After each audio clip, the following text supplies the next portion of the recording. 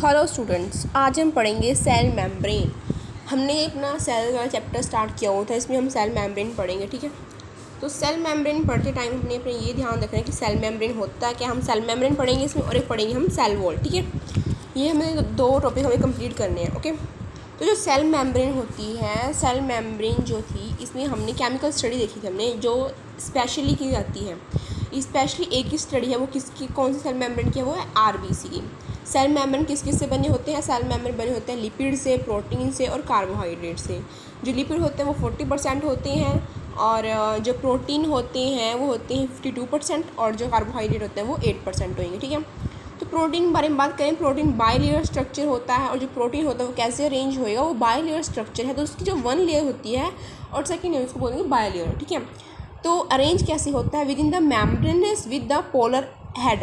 एक उसका polar head होता है जो कैसे होता है, टुवर्ड्स द आउटर साइड, और एक उसका होता है टेल जो इनर साइड होएगा। ठीक है, इन एडिशन, अगर हम एडिशन के बारे में बात करें, किसी किसी बुक में दे रखा है ये एडिशन वाला जो लाइन है, ये किसी किसी बुक में ये एनसीईआरटी, वैसे तो है ही नहीं है। तो इन एडिशन जो फोस्फोलिपिड्स होते हैं, मेम्ब्रेन है, उनके पास कोलेस्ट्रॉल होता है।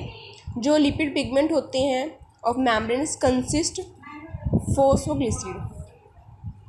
आगे आता है कि मेम्ब्रेन ऑफ एरिथ्रोसाइट जो 52% प्रोटीन और 40% लिपिड एंड 8% कार्बोहाइड्रेट, ये पहले बता दिया है हम। और जो प्रोटीन के बारे में बात करें, अगर हम प्रोटीन की दो मेम्ब्रेन बनी होती हैं, इंटेग्रल और पेरिफेरल। जो पेरिफेरल है वो सरफेस होती है, ठीक है, और इंटेग्रल जो मेम्ब्रेन के अंदर होती है, इनसाइड। फ्लूइड मोज़ेक मॉडल आया था, जो फ्लूइड मोज़ेक मॉडल के बारे में हमने पढ़ाना है। जो फ्लूइड मोज़ेक मॉडल था वो किसने दिया था? वो दिया था सिंगर एंड निकोलॉजम। ठीक है, उसने कब दिया था? ये 1972 में ये फ्लूइड मोज़ेक मॉडल दिया था। इसके अंदर क्या कहा गया था कि ये जो according to this the quasi fluid nature the lipid enable lateral movement of protein within the overall bilayer. The availability to move within the membrane is measure as it fluidity.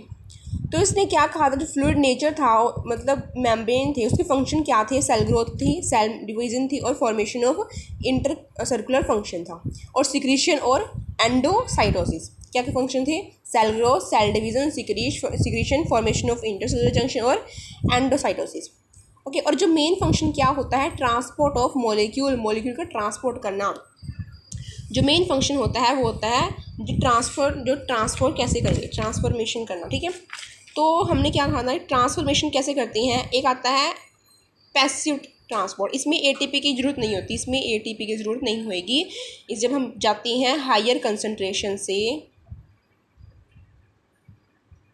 Low concentration की तरफ, okay, higher concentration से low concentration की तरफ हम जाते हैं, तो उसमें एटीपी की ज़रूरत नहीं होएगी, तो उसको बोलते हैं हम पैसिव ट्रांसपोर्ट। और ऑस्मोसिस होता है जो मूवमेंट होती है वाटर की हायर कंसनट्रेशन से, movement of water higher concentration से लो कंसनट्रेशन, उसको बोलते हैं osmosis. Diffusion, low concentration to high concentration to low concentration, उसको बोलते हैं ऑस्मोसिस, सॉरी डिफ्यूजन। वाटर की मूवमेंट हायर कंसनट्रेशन से लो कंसनट्रेशन, उसको बोलते हैं ऑस्मोसिस। और हमने परमिएबल मेम्ब्रेन के बारे में पढ़ा होगा, जिसमें परमिएबल में जो सिलेक्टिव मॉलिक्यूल होते हैं वही जा सकती हैं, सारे मॉलिक्यूल ट्रैवल नहीं कर सकते, ठीक है, क्रॉस नहीं हो सकते। एक्टिव ट्रांसपोर्ट में जिसमें हमें रिक्वायर्ड होती है, रिक्वायरमेंट्स होएगी किसकी? Required energy. जब हम रिक्वायर्ड एनर्जी लेंगे, हम एटीपी चाहिए होएगी, हमें कोई प्रोटीन मॉलिक्यूल चाहिए होएगा हमें, तो उसको बोलते हैं एक्टिव ट्रांसपोर्ट। इसके एग्जांपल है Na पॉजिटिव और K पॉजिटिव जंप, इसके एग्जांपल। ठीक है, तो पहले हमने क्या पढ़ा? हमने पढ़ा जो स्पेशली हम करते हैं, जैसे स्टडी की गई थी केमिकल, वो आरबीसी थी। ठीक है, सेल मेम्ब्रेन किस से बना होता है? लिपिड, प्रोटीन और कार्बोहाइड्रेट। लिपिड कितने होते हैं हमारे पास? लिपिड होते हैं 40%, कार्बोहाइड्रेट 8% और प्रोटीन होता है 52%। ठीक है, एरिथ्रोसाइट में। और ये मेन लाइन है। इन एडिशन जो फॉस्फेट होते हैं मेम्ब्रेन के, उनके पास क्या होता है? Commonly contain cholesterol. और एक ये भी लाइन अच्छी है, the lipid component of the membrane consist phosphoglycerides, ये भी इंपॉर्टेंट है, फॉस्फोग्लिसराइड। ठीक है, आगे आता है जो प्रोटीन कैसे होने पता है, बाइलेयर होते हैं, और एक जो हमारे पास जो पोलर एंड होता है, हेड बोलते हैं जिसको, वो आउटर साइड होता है, और जो टेल होती है हाइड्रोफोबिक टेल होती है इनसाइड। ठीक है, और प्रोटीन के बारे में हमने पढ़ा इंटीग्रल और पेरिफेरल, जो ये सरफेस पे होता है और ये होता है इनसाइड।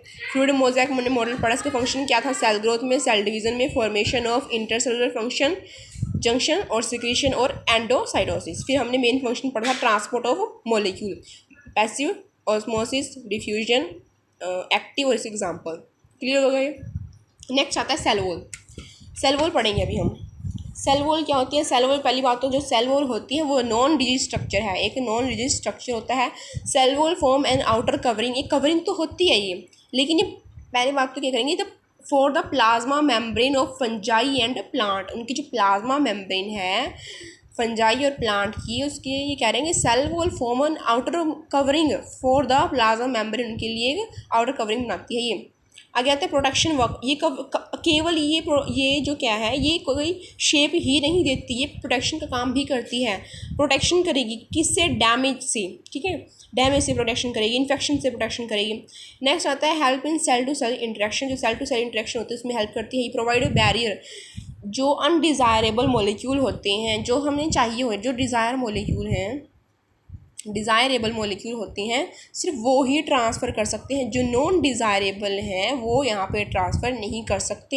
एक जैसे कि ये सेल वॉल होती है और ये कैसे बनी होती है? नॉन रिजिड होती है, ये हमें सिर्फ जो हमें चाहिए वही मॉलिक्यूल ट्रांसफ़र करेगी, जो अनडिज़ायरेबल है वो मॉलिक्यूल ट्रांसफ़र नहीं करेगी। एल्गी की सेल वॉल होती है, जो एल्गी की सेल वॉल किससे बनी होगी? सेलुलोज से, ग्लैक्टिन से, मैमन से, कुछ मिनरल्स जैसे कि कैल्शियम कार्बोनेट, 4 चीज़ों से बनी हुई है, सेलुलोज, ग्लैक्टिन, कैल्शियम कार्बोनेट और मैमन्स।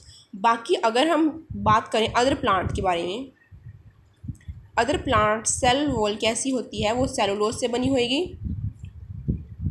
किस से? सेलुलोज से, हेमी सेलुलोज से और पैक्टीन से और प्रोटीन से। और जनरली जो सेल वॉल है उसके बारे में पढ़ेंगे, वो प्राइमरी होती है और स्ट्रक्चरल होती है। प्राइमरी जो ग्रोथ में कैपेबल होती है, the primary is capable for growth, is capable of growth में हेल्प करती है। जैसे कि हमारे पास बोल देते हैं ना, जो इनसाइड होती है, इनसाइड कौन सी है? सेकेंडरी जो वॉल होती है वो इनसाइड होती है, ठीक है, सेकेंडरी वॉल जो है वो इनसाइड होती है, और प्राइमरी जो होती है वो आउटर साइड होती है, ठीक है। और मिडिल लैमेला के बारे में बात करें, जो middle lamella is a layer mainly of calcium pectate से बनी होती है, विच होल्ड और ग्लू द नेबरिंग सेल, ये होल्ड करती है, ये होल्ड करके रखेगी किसको? जो नेबरिंग सेल होंगे, जो हमारे पास नेबरिंग सेल हैं उनको ये होल्ड करके रखेगी।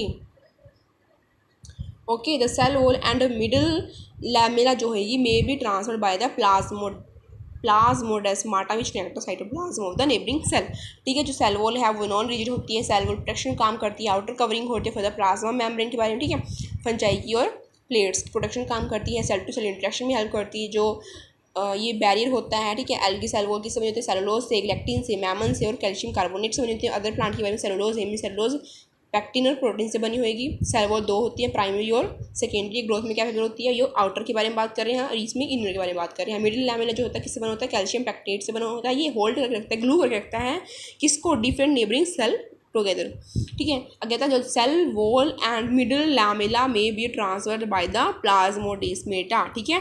The cell wall and the middle lamella जो भी है may be transferred by the plasmodesmata which connect the cytoplasm of the neighbouring cells, ठीक है। सेल मेम्ब्रेन क्लियर हो गया। क्या जो स्टडी थी स्पेशली वो आरबीसी थी, कंपोज लिपिड और प्रोटीन, कार्बोहाइड्रेट, हमें प्रोटीन के बारे में पढ़ना है यहाँ पे, और यहाँ पे हमने फॉस्फोलिपिड के बारे में पढ़ा जो लिपिड कंपोनेंट है, और यहाँ पे इनके अमाउंट के बारे में पढ़ा है, प्रोटीन के बारे में पढ़ा, फ्लूइड मोज़ेक वायरस के बारे में पढ़ा, फंक्शन पढ़े हमने, मेन फंक्शन पढ़ा है क्या होता है, ट्रांसपोर्ट ऑफ मॉलिक्यूल्स के पार्ट्स जो भी थे हमने किस किस से कैसे इसकी हेल्प मिलती है। इसका एग्जांपल याद रखना, Na पॉजिटिव और K पॉजिटिव, ये क्वेश्चन आया हुआ है, ठीक है। आगे हम बात करते हैं सेल वॉल के बारे में, हमने पढ़ लिया सेल वॉल, और बताते हैं माइटोकॉन्ड्रिया हम अगली बार में वीडियो में बता देंगे, ठीक है।